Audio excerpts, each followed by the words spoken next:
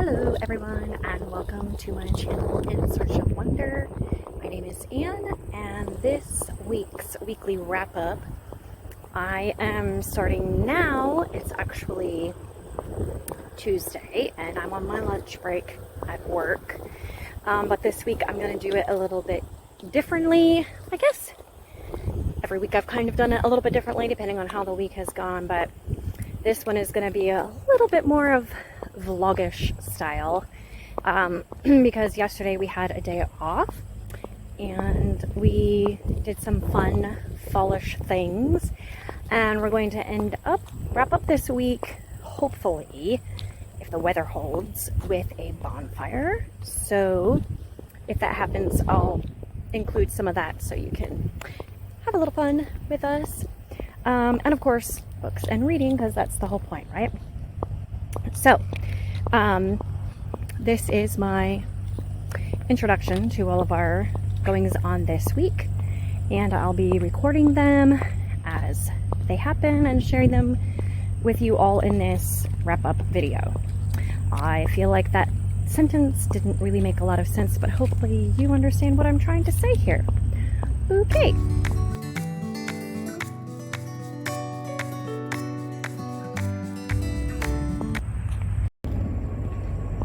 So first of all, for our day off yesterday, we went on a hike to a state park in Maryland that I had gone to many times as a child, or at least several times. I feel like we went there frequently, but maybe not as often as I'm remembering. I don't know. But Cunningham Falls State Park, and I grew up in Maryland.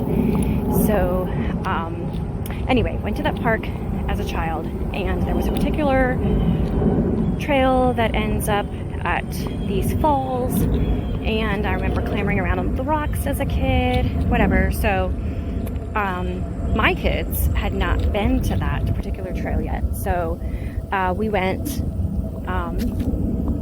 for our day off for Columbus Day, and it was wonderful.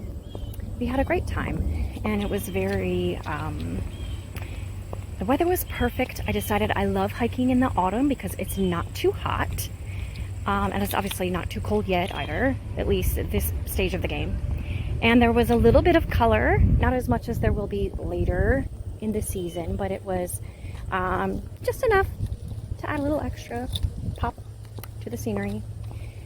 And so we had a great time. So I will show you some of that we did. And then I also had found a new to me used bookstore called Wonder Books in Frederick, Maryland, and we went there, and it was one of those kind of used bookstores where like shelves upon shelves upon shelves crammed with books probably have been there for a couple hundred years at least.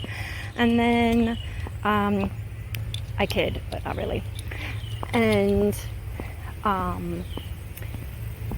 then like the floor, like there's a row of books on the floor in front of the shelf. So anyway, lots and lots of books. They had old used books and rare books. They had regular old paperbacks.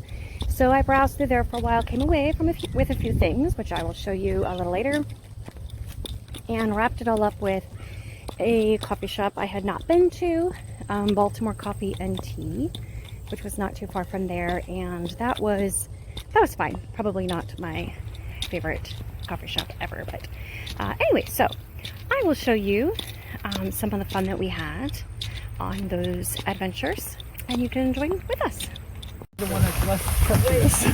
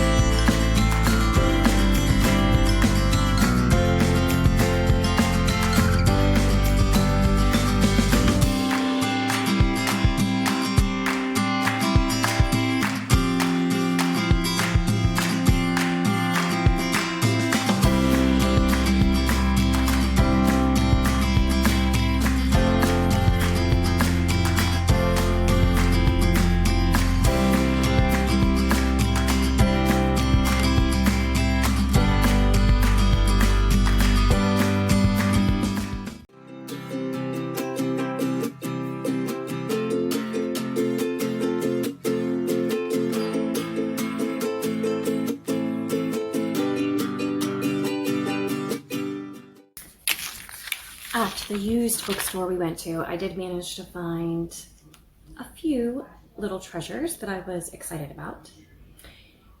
First of all, being Victober, my mind was on Bronte and Dickens and all of the fun stuff like that. So I was looking mostly in those sections. Let's be honest, my family didn't have enough patience for me to browse any further beyond that too much. So mostly where I concentrated my time. The first thing I got was this collection of the poetry by the Bronte sisters, which I had borrowed from the library, and I have been reading a digital version from the library. But I got my very own copy of theirs, just a little thin paperback, but I'm excited to actually be able to finish reading their poems. And then, in a similar vein, this is, I mentioned in my last weekly wrap-up that I had read Glass Town, which was based on the juvenilia stories by Charlotte Bronte and her brother Branwell as well. And this is a really nice hardcover version of Bronte's actual writing of this story. So I am very excited to read this. It's called High Life in Verdopolis, a story from the Glass Town saga. And it says it has facsimile illustrations from the manuscript and drawings by Charlotte Bronte herself. So, let's see if I can, without a glare, get some of the pictures. So this is, who's that guy? Alexander Percy, Lord Ellington and Duke of Northumberland. Unfinished watercolor by Charlotte Bronte. This is a manuscript page. Look at that tiny, tiny writing. So that was a cool little find there. And then this one is probably not exciting to very many people, but I was very excited to find it because let me tell you, you can spend some big bucks on this book elsewhere. This is a Kodai music teacher's, I don't know about dream per se, but vital resource. A Kodai music teacher's vital resource, and that is Folk Songs North America Sings, a giant collection by Richard Johnston, this one is, and it's got all the folk songs that we use to teach our students music, as well as little forms that show you the rhythmic and melodic elements that are that the song is useful for. So those are my fun finds from our used bookstore shopping, and it was a great bookstore. Really enjoyed it, had fun there, and got a little tiny mini haul. Also, as I'm recording this, I have it scheduled to go live tomorrow, but by the time you're watching this, it will be in the past. But I have try a chapter tag video where I try to decide which books to read. So my plan for reading this week is, oh my goodness, what is the name of it? Oh, 3 Men in a Boat by Jerome K. Jerome, and then The Lost Melody by Joanna Davidson Politano. And I am about halfway through The Lost Melody and about a third of the way through 3 Men in a Boat, both very different stories, about as different as stories can be. So that's good, has a nice contrast. I also have one that I just picked up when I was kind of like in between books, by Esther Hatch, and I'm probably about a third to halfway through that one also. I forget what that was called. Something about a letter. It's on my Kindle. I'll put a picture of that up. Anyway, so I do plan on finishing the 2 books, particularly The Lost Melody and Three Men in a Boat. I will probably finish the letter one as well. And when I finish them, I'll post my thoughts about them. In process, Three Men in a Boat is not quite as funny as I was expecting, but it is still very funny and a humorous, amusing story. And The Lost Melody, I'm still a little bit in the confused stage of what is going on, which there usually is a decent amount of confusion in the Politano stories until things get cleared up a little bit. And I'll update you with another clip when I have completely finished them. And here we go.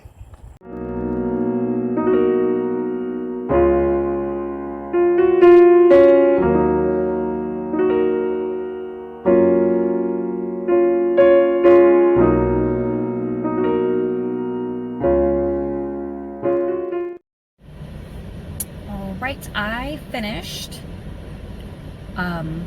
What did I finish? I finished Not the Midnight Dance. That's a different book. The Lost Melody, which I did not realize was kind of a companion book to The Midnight Dance, which is probably one of my favorites by the same author, Joanna Davidson Politano. It is set maybe 50 years earlier than The Lost Melody and has some overlapping characters. So I overall really enjoyed it. I gave it 4 stars on Goodreads. There's one problem that I have, and I struggle with every Politano book. I always end up enjoying them, but in the middle of reading them, I struggle because I feel like the style of writing is very atmospheric and with these gothic elements always, and trying to create a sort of mood. There's always a lot of metaphor, like there's always something deeper than the actual story going on. But I think that the plot often suffers because of that. Like, so much attention is paid to those things that aspects of the plot seem thin or unbelievable. Some things just aren't explained thoroughly, and you're left wondering, why would he, like, what is the motivation for him doing that or her doing that? Or I don't know. I struggle with a little bit. So I always enjoy the setting and the beautiful story writing and the characters for the most part, etc. But I do feel like there could be a better balance between the plot itself and how it's worked out and developed without sacrificing any of the atmospheric feel of it and the symbolism or whatever going on in this story. Not really symbolism so much as, like, you know, kind of metaphors. So speaking of metaphors, this is like the second book in a row that I read that had imprisonment as a huge theme in it. And so in this story, the main character, oh goodness, what's her name? Vivian. She is in an insane asylum and becomes a patient there. Originally, her intention is just to be an aide there, but she ends up being sucked in as a patient. Things going on, whatever. Anyway, part of the thinness of the plot to me is like how she ended up there in the first place. I was a little, okay, maybe that wouldn't actually happen, but whatever. It was enjoyable regardless. So she's in this insane asylum. Ironically, this is also not the second book in a row, but like just a couple weeks ago, I read another book, A Heart Deceived, I think it was called, by Michelle Green, where the main character also ends up falsely accused and of insanity and put in an insane asylum, probably about 100 years prior to the time that this one is set. What is with that? Anyways, lots of insane asylums going on here. It's interesting though. I found it fascinating, especially because in this book, Politano is exploring the beginnings of music therapy as treatment for mental health patients. And that is something that interests me a lot. It takes training that I don't have. Like maybe one day a second career or whatever would be interesting to have. Not necessarily for mental health patients, but just patients in general. The whole concept appeals to me. There's definitely some exploration of that and digs a little bit into the history. One of the characters is based on the guy who was one of the pioneers of this healing modality. So very interesting. I enjoyed that. I enjoyed how the main character has like a mental soundtrack to everything. That's one of the things that they, said was one reason for her so-called insanity. But the thing is, I mean, to me, it's not even weird to think that someone can hear music in their head. It's like, yeah, duh. Doesn't everybody? Like, even if you're not a professionally trained musician, let's say a childhood song, if you went to Sunday school, then you learned Jesus Loved Me. You can hear that in your head. You don't have to sing it out loud. Try it right now. There it is. It's in your head, right? So I guess what they thought, that she was hearing actual music out loud that wasn't being played. Maybe. I don't know. But whatever. If you have enjoyed Palatano's other books, you will enjoy it. If you like gothic type Victorian era stories, a little mysterious, a little bit spooky. It wasn't really spooky too much. A little bit vague in the narration as well. Then you will really like it. It was a great one. So now I need to finish 3 Men in a Boat.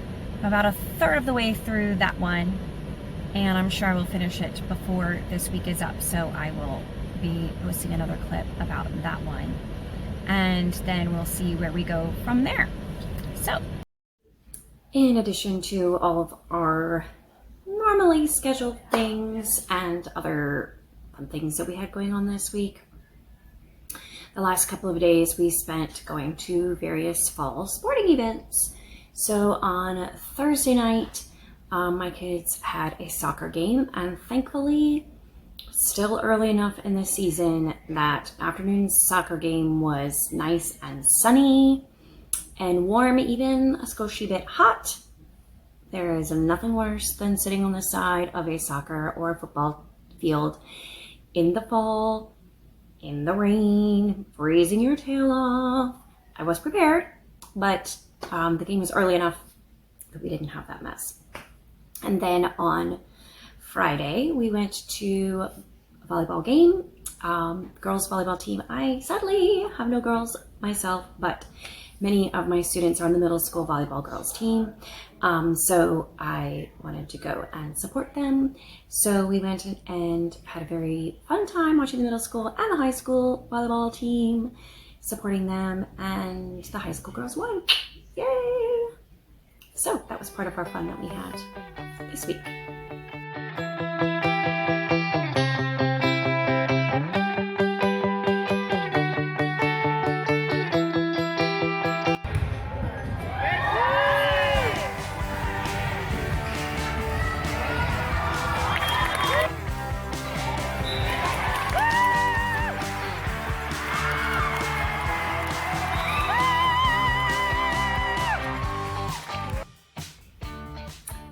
Also this week, I finally got my front porch all ready for fall.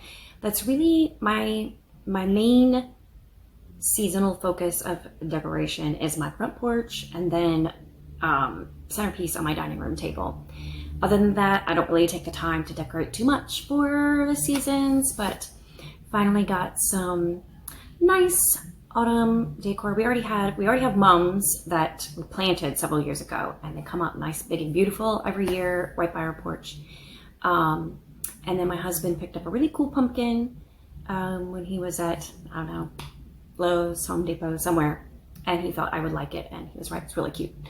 And some other fallish stuff, and I got a new mat that's kind of multi-seasonal because by the time I got to the store, they didn't have any more like fallish ones. So anyways, but that's fine because it will last through multiple seasons and I don't have to worry about changing it out unless I want to. Yay! So that's our front porch look for fall.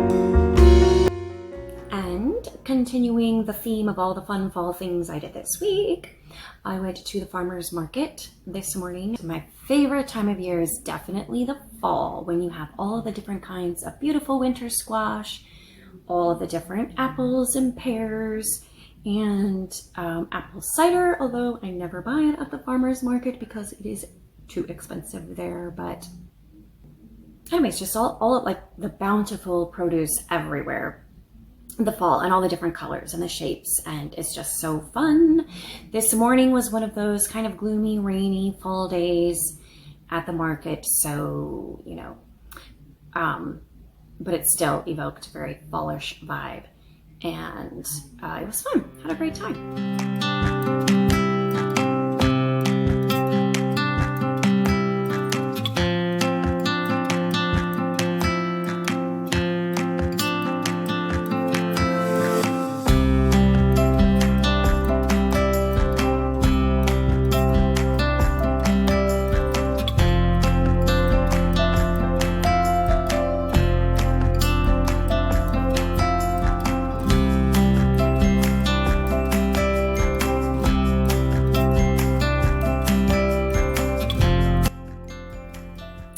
And finally, finishing up what I read this week, I just today finished Three Men in a Boat by Jerome K. Jerome, and I don't really know what I was expecting.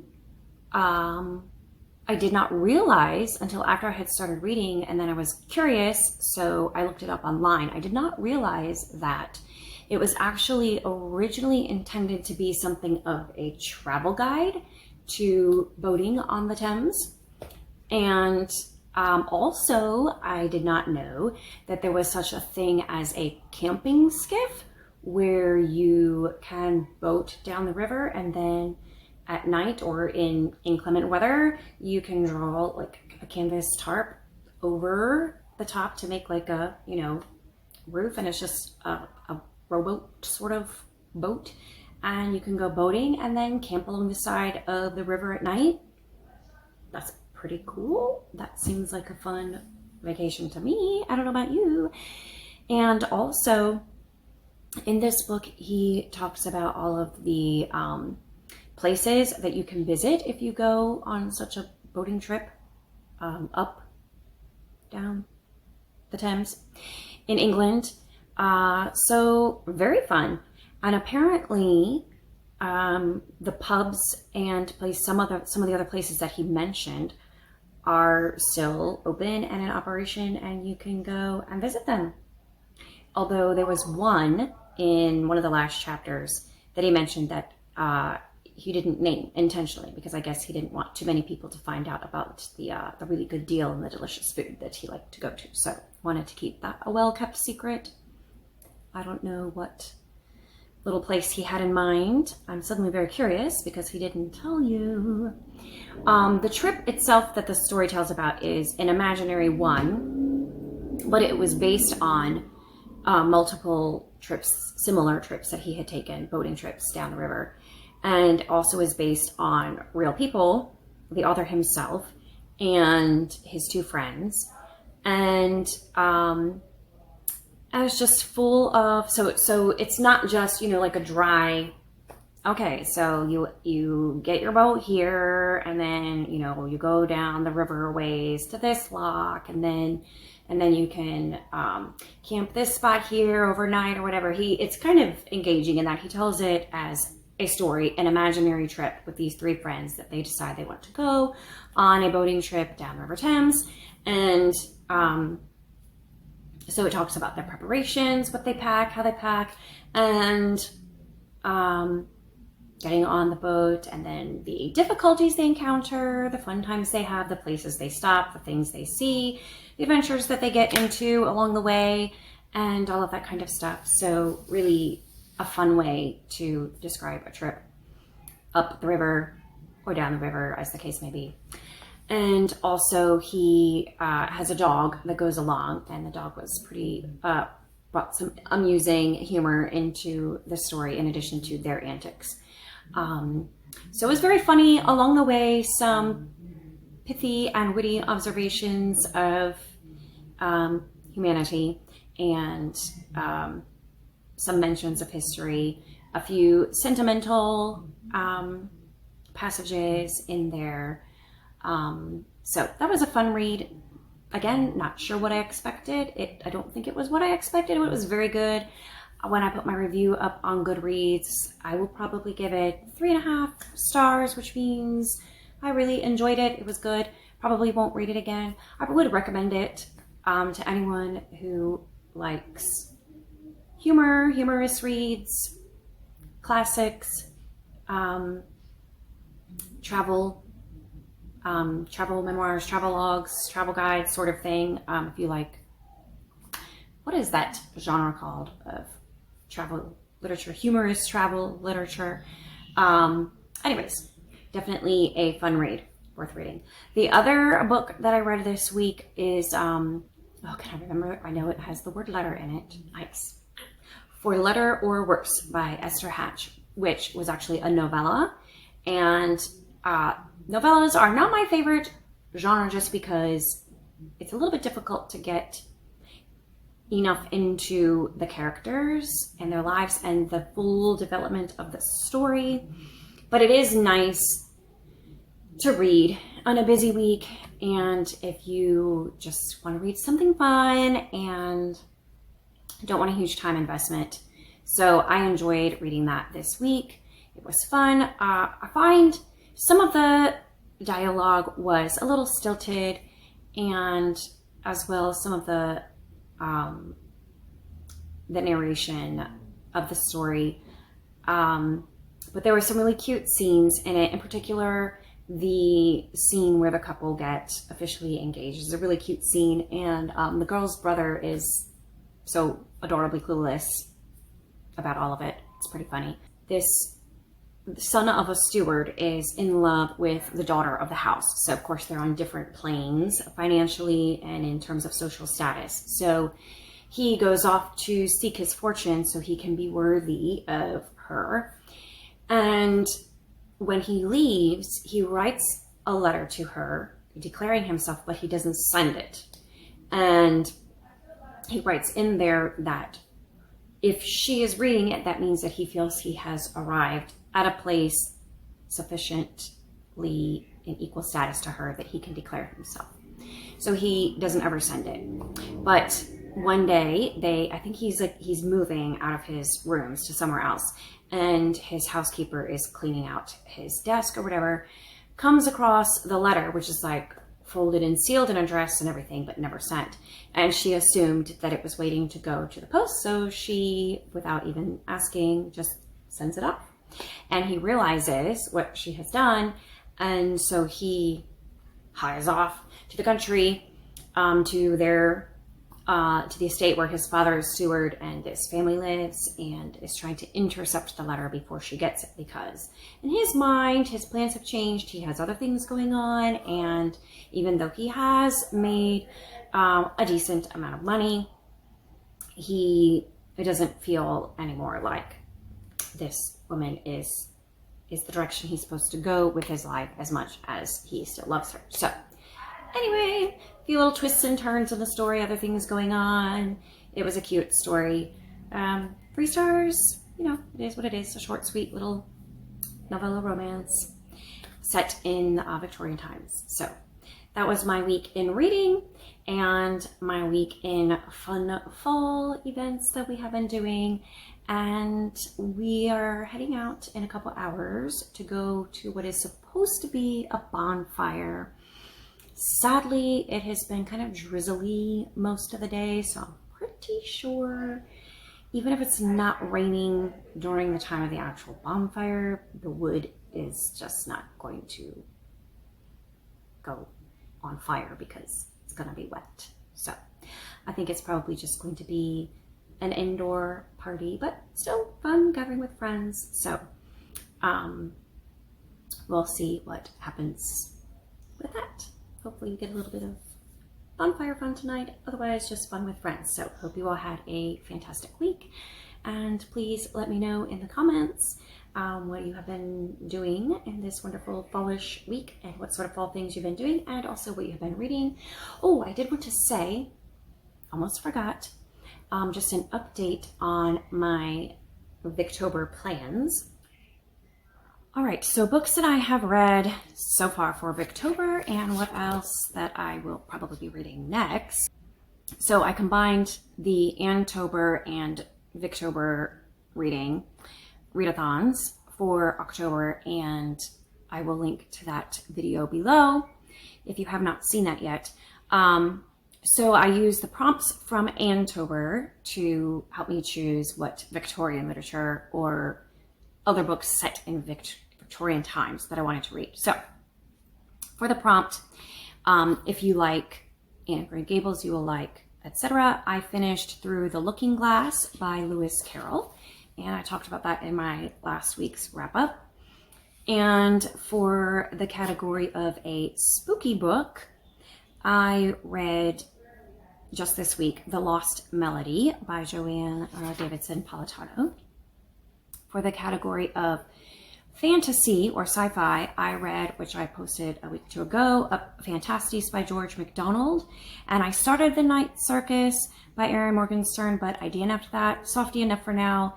There was just some content early in the beginning that I was like, I have too many other things to read right now. I don't need to read that. But it was intriguing. It was off to a very intriguing start, so I may pick it up again sometime and see if it's, how pervasive the content is and what it's got going on. I may still pick that up at some point. Then for comedy, I read 3 Men in a Boat this week. So I have read out of the 8 categories, right? 1, 2, 3, 4, 5, 6, 7, 8 categories of Anne-tober. I have read 1, 2, 4, so half. So I have half the way to go through that. I still need to read for other challenges, Raven by Edgar Allan Poe for my What the Dickens Facebook book club, which won't take me long.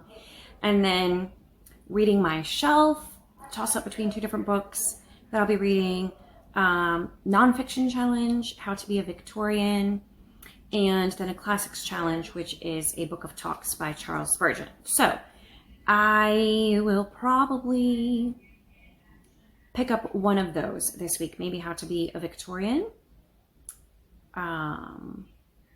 I'll save Raven for the next week because the talk is for the book club is the last Tuesday of the month, so I want it to be fresh in my memory, so I'll save that one for later. Then in the other categories for fresh start, either Silas Marner by George Eliot or The Barrister and the Letter of Mark by Todd M. Johnson. And then for a tearjerker, I have multiple options, but I think I will probably end up going with my non-Victorian book set in Victorian times, Isabel and Alexander.